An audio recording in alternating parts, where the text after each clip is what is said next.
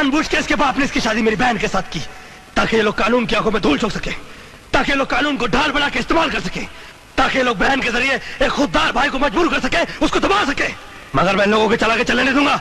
एक एक करके इनके सारे सपने तोड़ दूंगा मैं। और तुझे तेरे हर जुर्म की सजा भुगतनी पड़ेगी। दामाद वामाद तेल बेचने का, चल मेरे साथ चल।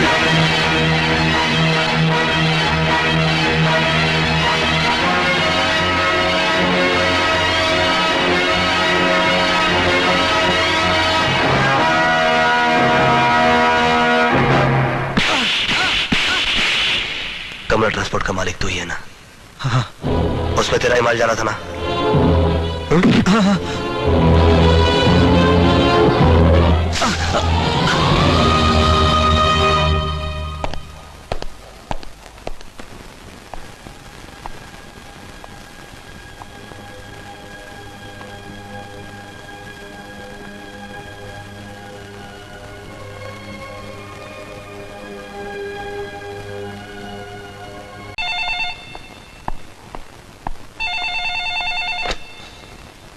क्यों मिस्टर सिद्धांत, आज तुमने चिरागों को जलाते जलाते अपनी भी उंगलियां जला ली ना? अरे बेवकूफ इंसान, तुमने इतना भी नहीं सोचा। जिस शख्स के पास सैकड़ों ट्रक हो, उसके पास इतना वक्त कहां कि वो चेक कराता फिरे कि कौन से ट्रक में कौन सा माल जा रहा है। दरअसल मेरे ही इशारे पर तुम्हारे जीजे के ट्रक में देसी शराब लोड करवा दी गई थी, और फिर उसके बाद मैंने बड़े इत्मीनान के साथ, प्यार के साथ तुम्हें खबर करवा दी। दूसरी खुशखबरी यह है कि मैंने जमानत देकर तुम्हारे जीजे को रिहा करा दिया है। अब वो लोग मुझे महान समझते हैं और तुम्हें उनका दुश्मन। Thank you.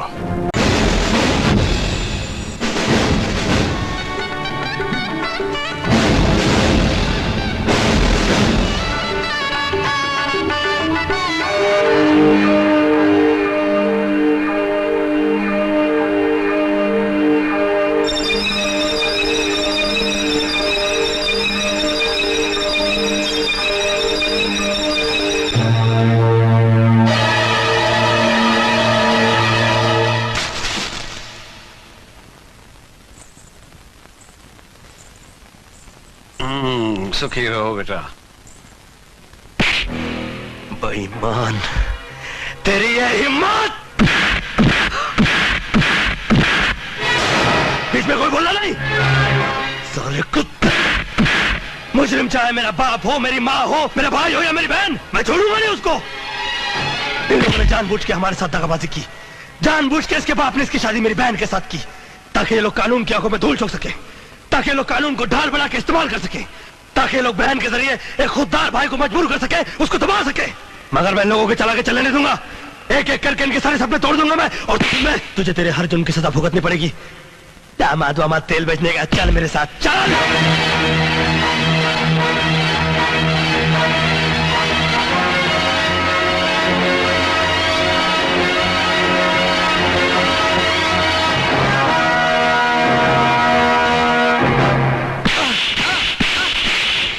कमला ट्रांसपोर्ट का मालिक तू ही है ना? हाँ। उसमें तेरा ही माल जाना था ना? हाँ।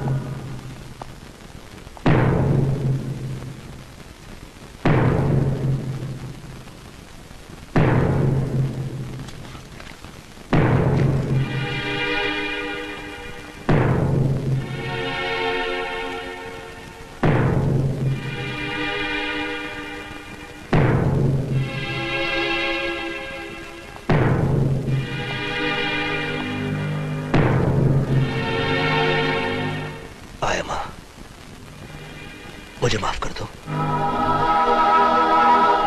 जब मुझे पता चला कि मेरी बहन की शादी एक मुजरिम से होने जा रही है तो मैं पागल हो गया। और जब मैं मंडप पहुंचकर शादी रोक नहीं पाया तो मुझे गुस्से का दौरा सा पड़ गया। इसीलिए बहुत सख्ती से मैं तुम्हें कुछ कह गया। आया मां, तुम हमेशा से मुझे माफ करती आई,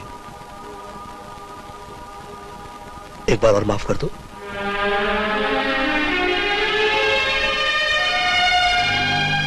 और अगर माफ ना कर सको तो मेरी गलती की सजा दो मुझे, मगर इस तरह खामोश खड़ी मत रहो। यूं खामोश मत खड़ी रहो। सिद्धांत, बस कर सिद्धांत, बस कर। तुम्हारी तरह पांव पर गिरने वाली बेटी तो जन्म देने वाली माँ को भी मुश्किल से मिला करते। मैं तुमसे नाराज थी ना, इसमें दोष मेरा भी था, क्योंकि मैंने सिर्फ अपना ही दर्द याद रखा और तुम्हारा दर्द भूल गई। आओ हम दोनों एक दूसरे को माफ कर दे। सिद्धांत,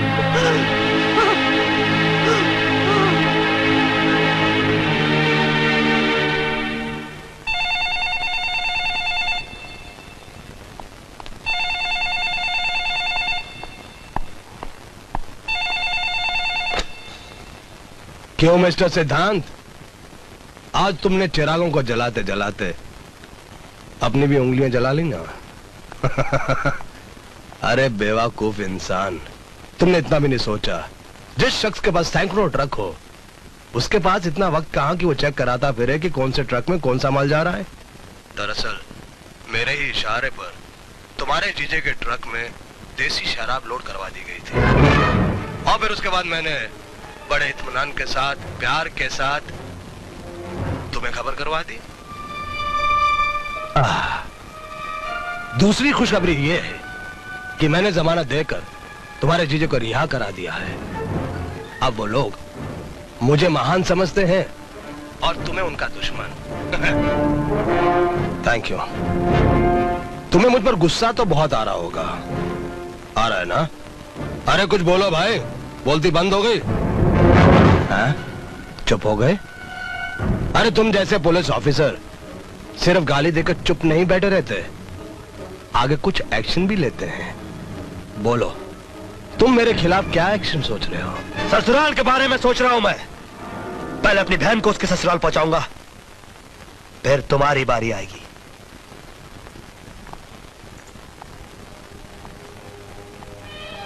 मैं जानता हूं तुम यहां किस लिए आए हो। पहले तुम अपनी गलती की माफी मांगोगे ताकि तुम अपनी बहन को यहां छोड़कर जा सको। ये याद रखो, ये मामला इतनी आसानी से तय नहीं होगा इंस्पेक्टर। एक इंस्पेक्टर को अपने फर्ज के लिए जो कुछ करना था वो तो कर गुजरा। अब एक भाई को अपनी बहन के लिए जो कुछ भी करना पड़े वो भी करूंगा। तुमको मेरे बेटे से माफी मांगनी होगी। मांग लूंगा। सिर्फ हाथ जोड़कर नहीं, पांव पर गिरकर माफी मांगनी होगी। वो भी करूंगा। ठहरो, तुमने सरेआम मेरे बेटे की और हमारी बेइज्जती की है, इसलिए तुम भी सरेआम माफी मांगोगे। पिताजी चुप रहो। मैं इतनी जल्दी बारातियों को तो बुला नहीं सकता, अपने घर के नौकरों को बुला लेता हूं।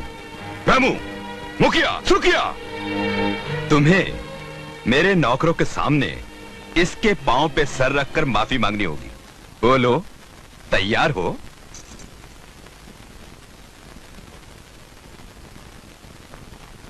सुहाग के कंगन का वजन राखी से ज्यादा होता है। मैं तैयार हूँ। नहीं, ये तैयार नहीं है। नहीं भैया, तुम ऐसा मत करो। तुमने तो गलती की थी, मगर ये तो जानबूझकर गलत कर रहे हैं तुम्हारे साथ। अपने भाई को इतना ज्यादा नीचे गिराने से तो अच्छा मैं ये समझूंगी अपने गले का मंगलसूत्र उतार कर फेंक दो। चलिए भैया, बिंदिया, चलिए यहाँ से। चीयर्स। बताइए, मुझे किस लिए याद किया? तुम इंस्पेक्टर सिद्धांत को नौकरी से निकाल दो। मुझे सुबह तक ये न्यूज़ चाहिए कि सिद्धांत को नौकरी से निकाल दिया गया है। Sorry sir. मैं वो तोता नहीं जो ज्योतिषी के इशारे पर किसी के नाम की पर्ची निकालने के लिए बाहर आता है और फिर अपने पिंजरे में चला जाता है। मुझे इजाजत दीजिए। लगता है इस तोते ने ईमानदारी के दाने कुछ ज्यादा ही खा लिए हैं। भाभी को लड़का हुआ है। भैया मुबारक हो, आप बाप बन गए हैं। कांग्रेचुलेशन बेटा, मुबारक हो सर। थैंक यू सर, मुबारक हो। Thank you.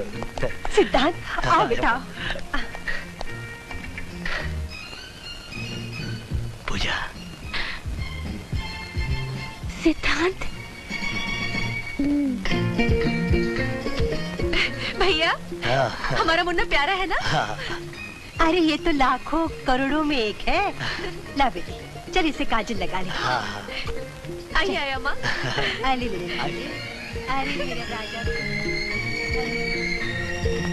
सिद्धांत, सिद्धांत,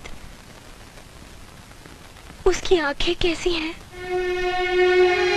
काश मैं अपने बच्चे को देख पाती। बताओ ना सिद्धांत, मैं कभी अपने बच्चे को देख पाऊंगी या नहीं? पूजा, बताओ ना, मैं कभी उसे देख पाऊंगी या नहीं? बताओ ना सिद्धांत, बताओ मुझे। बहुत जल्द देख पाओगी। आई स्पेशलिस्ट डॉक्टर भटनागर ने इनकी आंखों का टेस्ट लिया था और उनका कहना है कि अगले महीने इनकी आंखों का ऑपरेशन हो सकता है। अगले महीने की डॉक्टर साहब, कल क्यों नहीं? इतनी जल्दी मत करो इनका ऑपरेशन कराने में, क्योंकि अभी ये कमजोर हैं और एनेस्थीसिया देने के काबिल नहीं है, इसलिए इनका ऑपरेशन नहीं हो सकता। I'm sorry। पूजा, तुम दूध और फलों पर ज्यादा जोर दो, खूब खाओ पियो ताकि तंदुरुस्त हो जाओ, और अगले महीने जब तुम्हारी आंखों का ऑपरेशन होगा तो मुझे पूरा यकीन है कि 100% कामयाब होगा। सुना तुमने? अब तुम रोना नहीं है? आया माँ? अभी आया।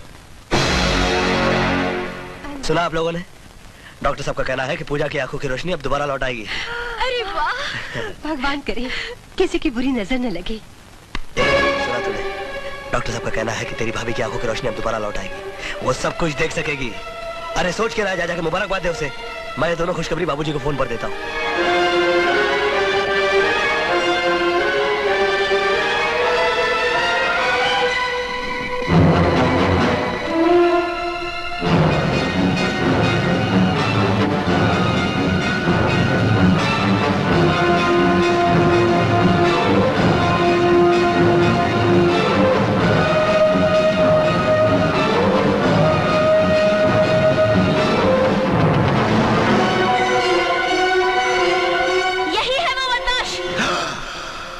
के लिए माफी नहीं दी जाती, उसके लिए सजा दी जाती है। अब क्या होगा? अगर वो अंधी देखने लगी तो मैं बेमौत मारा जाऊंगा और हम सब पकड़े जाएंगे। हम तो अपने लिए रास्ता निकाल ही लेंगे। मर जाएगा बेचारा ये। तुम ठीक कहते हो बाबूजान, मैं सचमुच मारा जाऊंगा। तुमको इस मुसीबत से बचाने के लिए सिर्फ एक ही दवा बाकी है। डोंट वरी, दूध में पड़ी मक्खी को भी हम निकलवा देंगे। मिस्टर गोवर्धन। हाँ जी। अगर आप लोग जरा सा भी मेरा एहसान मानते हैं तो मेरी एक बात मान लें। जी कहिए।